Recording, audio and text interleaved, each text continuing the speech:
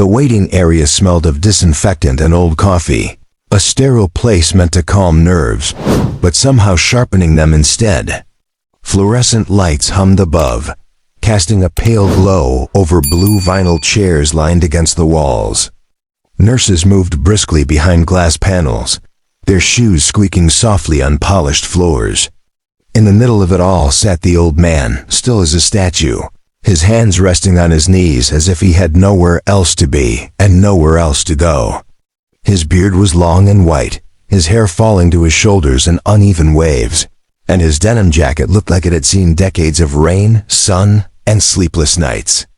People glanced at him and looked away just as quickly, unsure whether pity or irritation was the proper response. To most of them, he was invisible, another forgotten soul drifting through a system that had no time for stories. Lieutenant Mark Reynolds noticed him the moment he stepped into the corridor. Reynolds had spent his entire adult life in uniform, learning discipline, precision, and efficiency. Chaos irritated him, and anything that disrupted order triggered an instinctive response. Today was already bad. The Admiral was inside the emergency wing, undergoing routine checks, and a high-level inspection team was expected within the hour. Every detail had to be perfect. When Reynolds saw the old man sitting there, unshaven, out of place, and clearly not military, his jaw tightened. He strode forward, shoes clicking sharply against the floor, his presence commanding attention from everyone nearby. He stopped directly in front of the old man and pointed a rigid finger toward the exit. His voice cut through the hum of the lights. "Get this homeless man away from here. This is a military hospital, not a shelter." The old man slowly raised his eyes, calm and clear, as if the anger aimed at him simply passed through. He did not argue, did not flinch, and did not apologize. He just looked at the lieutenant with a quiet steadiness that made Reynolds feel, for a brief second, strangely exposed. A nurse hesitated nearby, torn between protocol and discomfort, but Reynolds waved her off impatiently. The old man finally spoke, his voice low and rough, like gravel softened by time. "I will leave when I am sure he is safe." The words made no sense to Reynolds. Safe from what? The Admiral was surrounded by the best doctors, the best equipment, the best security. This stranger had no business even knowing who was inside. Reynolds scoffed and turned to signal security, but before he could speak again, a sharp alarm pierced the air. Red lights flashed along the corridor, and the calm routine shattered instantly.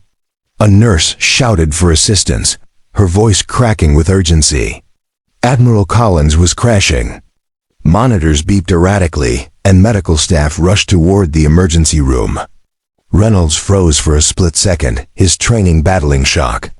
He spun around and ran toward the room, pushing past orderlies and doctors. Inside, the scene was controlled chaos. The Admiral lay unconscious, his skin pale, his chest rising unevenly as machines struggled to keep pace with his failing body. Doctors called out numbers, instructions, medications, but something was wrong. The standard procedures were not working. Sweat beaded on foreheads, and voices grew tighter with every passing second.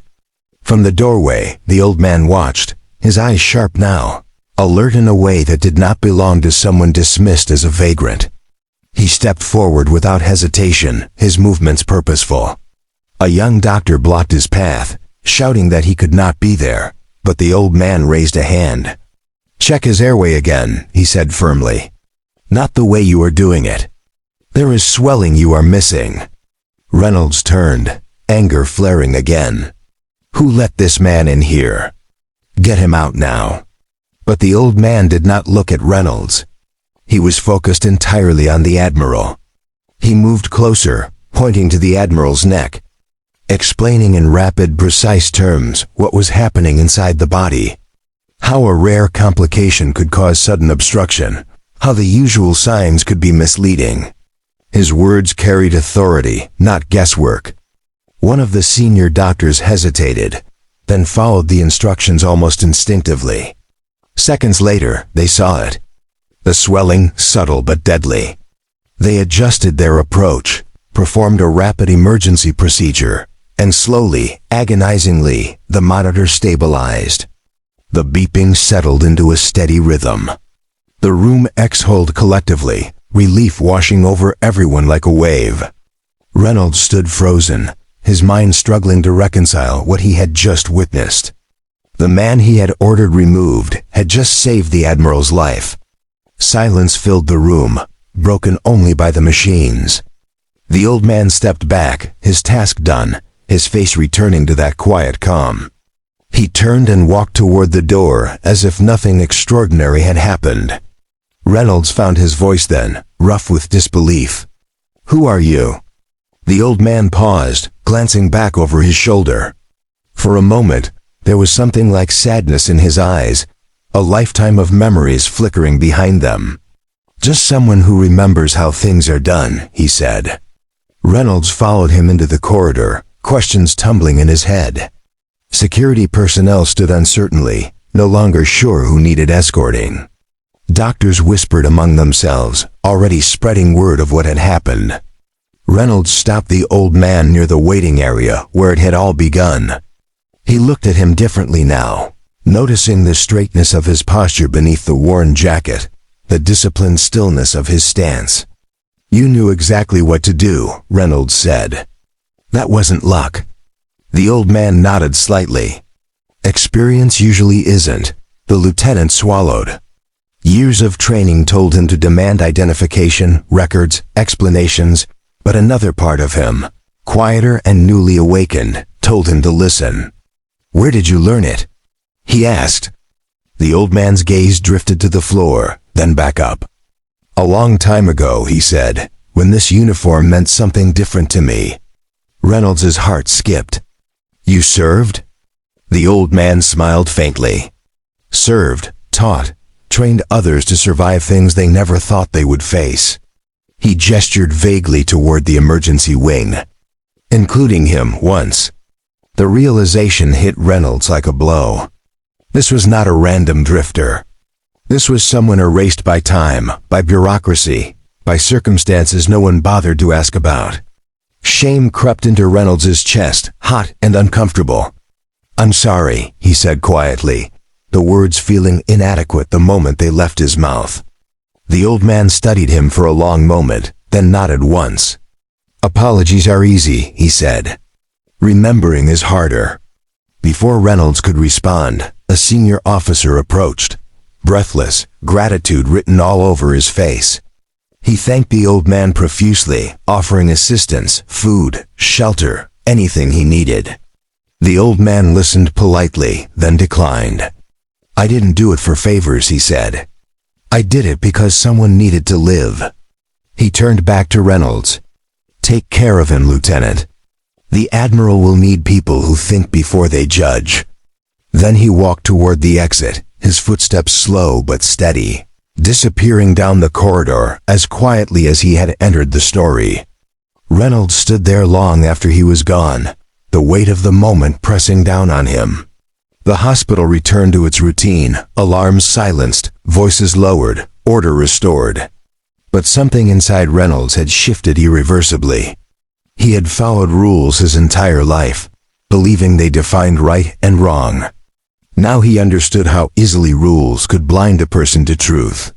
He looked toward the emergency room where the Admiral lay alive, because of a man everyone else had ignored. In that sterile hallway, Reynolds made a silent vow to himself, one that would haunt and guide him in equal measure. He would find the old man again. He would learn his story. And he would never again mistake appearance for worth. The night outside the hospital had grown colder, the kind of cold that crept into bones and reminded people how fragile warmth really was. Lieutenant Mark Reynolds stood near the entrance long after the old man had vanished into the darkness. The automatic doors sliding open and shut behind strangers who came and went without noticing the storm inside his head. His reflection in the glass looked unfamiliar to him, a uniformed figure suddenly unsure of where authority ended and humility began. When he finally turned back inside, word of the incident had already spread through the corridors. Nurses whispered. Doctors replayed the moments in hushed excitement. And senior officers spoke in clipped tones about protocol and liability. Reynolds walked past them all, his mind replaying the calm voice of the old man, the certainty in his eyes, the way his hands never shook even when death hovered inches away. Admiral Collins regained consciousness just before dawn. The doctors called it miraculous, a recovery that should not have happened given how rapidly the situation had deteriorated. Reynolds stood at attention by the bedside when the Admiral opened his eyes, the room filled with quiet respect. Collins's voice was weak but clear, and the first thing he asked was who had been responsible for the emergency intervention. The doctors exchanged glances before one of them spoke the truth. "A civilian, sir." An older man. "He knew the procedure when we missed it." Collins frowned, memory stirring. He closed his eyes for a moment, then opened them with sudden clarity. Did he have a beard, long hair, eyes like he'd seen too much? Reynolds felt his chest tighten. "Yes, sir." Collins let out a breath that sounded almost like a laugh. "Then he is still alive," Collins murmured. Reynolds leaned closer. "You know him, sir?" Collins turned his head slightly, looking at Reynolds with an intensity that made the lieutenant straighten instinctively. "I owe him my life twice now," Collins said. "Once many years ago, and once tonight. That man was one of the finest medical officers I ever knew. His name was Samuel Carter." Reynolds felt the name settle heavily in his mind, as if it had always been waiting there. Collins continued, his voice distant now, carried by memory. "Carter was brilliant. Too brilliant for his own good, some said. He questioned orders when they didn't make sense, put lives before paperwork. When things went wrong on a mission overseas, he took the blame to protect his team. The investigation cleared everyone else, but his career never recovered. He disappeared not long after." Reynolds listened in stunned silence. All the assumptions he had made, all the judgments he had thrown like weapons, now lay shattered at his feet. When Collins fell asleep again, Reynolds left the room with a new purpose burning in his chest. He began searching. He spoke to security, to nurses, to janitors, anyone who might have seen where Samuel Carter went. Most shrugged. Some remembered the old man heading toward the bus stop. One mentioned seeing him near the river months ago. Reynolds took off his cap, loosened his collar, and for the first time in years stepped outside the rigid lines of his role. He spent days off duty walking the city, places he had never bothered to notice before. Shelters, soup kitchens, abandoned buildings, quiet corners where the forgotten gathered. At first, people eyed him with suspicion. A uniform even partially hidden still carried weight. But Reynolds learned to listen, to offer coffee instead of questions, to wait instead of demand. Slowly, fragments of Samuel Carter's story emerged from strangers who knew him only as Sam. He helped when he could, fixed wounds with steady hands, taught basic first aid to those who had nothing else. He refused charity but accepted conversation. He vanished for weeks at a time and then reappeared as if guided by some inner compass. After nearly 2 weeks, Reynolds found him by the river just before sunset. Carter sat on a concrete embankment, watching the water move with quiet patience. Reynolds approached slowly, stopping a few steps away. "I've been looking for you," Reynolds said. Carter did not turn. "I imagined you might," he replied. Reynolds swallowed. "The Admiral remembers you." Carter's eyes finally shifted, reflecting the fading light. "I never expected him to forget," he said softly. Reynolds sat down a short distance away, the uniform finally feeling heavier than ever. "I was wrong about you," Reynolds said. Carter chuckled, a dry sound. "You were wrong about what you saw, not about who you were taught to be." Reynolds frowned. "What does that mean?" Carter turned to face him fully now. "You followed rules. Rules are simple. People are not." Reynolds absorbed the words slowly. "Why did you leave?" he asked. Carter looked back at the river. I didn't leave because I was forced out, he said. I left because staying meant becoming someone I couldn't live with. Reynolds felt a lump form in his throat. They talked until the sky darkened completely. Carter spoke of missions where split-second decisions meant life or death, of nights haunted by faces he couldn't forget, of a system that praised obedience more than courage. Reynolds spoke too, for once without rank or fear, admitting how easy it was to hide behind authority, how comforting it felt to judge quickly rather than understand deeply. When they finally stood to leave, Reynolds made an offer. Come back with me, he said. There are ways to make things right. Carter smiled sadly. Some paths don't circle back, Lieutenant. But some people do. He placed a hand on Reynolds' shoulder, the gesture grounding and unexpectedly warm. You did a good thing looking for me. Don't stop there. Then he turned and walked away once more, blending into the city lights. Reynolds' return to duty changed. He saw the world differently now, noticing the quiet struggles behind every face, the stories hidden beneath appearances. When junior officers barked orders without thought, he corrected them. When protocol threatened to overshadow compassion, he pushed back. He spoke of Samuel Carter often, not as a legend, but as a reminder. Over time, the story spread, not as gossip but as a lesson. The lieutenant who once ordered a homeless man removed became the officer who listened first and spoke last.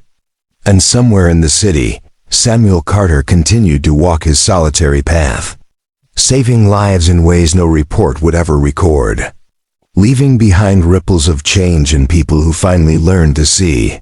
Months passed, and with them came changes that no one could have predicted on the night. A forgotten man saved an admiral's life.